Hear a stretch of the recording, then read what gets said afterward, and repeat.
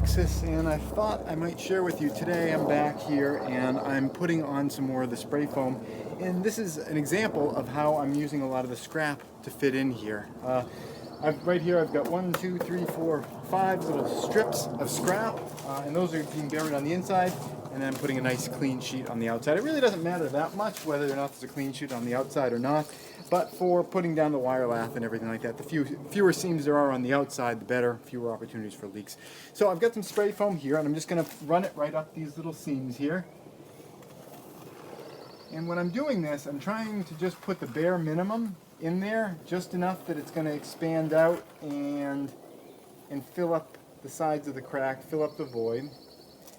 Because if you really pump a lot in there, it can put pressure on the sides of the foam, and it can push things around in a way that you don't necessarily intend, and possibly a way that you don't necessarily want.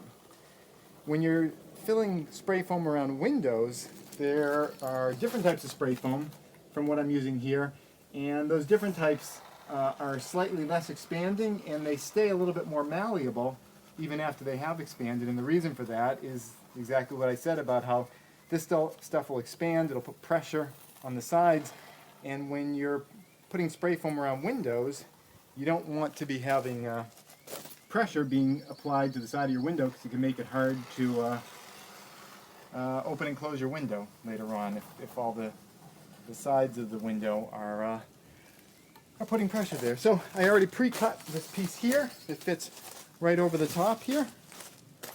And what I really want to quickly do is get this thing squished down there, because the foam that's in there is now going to start expanding and wanting to push this thing out. So I grabbed some boards, and I'm going to put some boards right up against it, board and stick, and then from the top I'm going to be putting some duct tape just over the top here.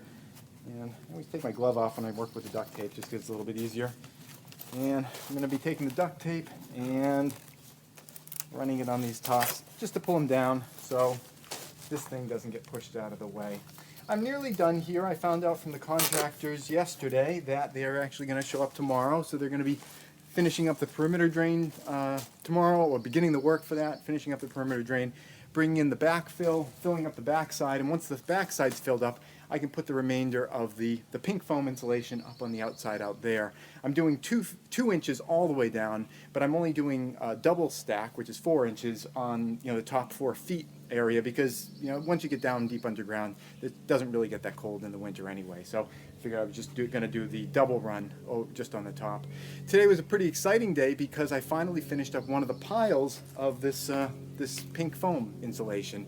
It's always nice when you get all your building materials in, they create a big pile, and it's great seeing that stuff get picked up and turned into actual house. And today was the first day that I made one of those piles disappear by using it up. So that's it. Things are going well, and tomorrow I should be here on site with the contractors, and they should be finishing up their work. So far so good. That's it.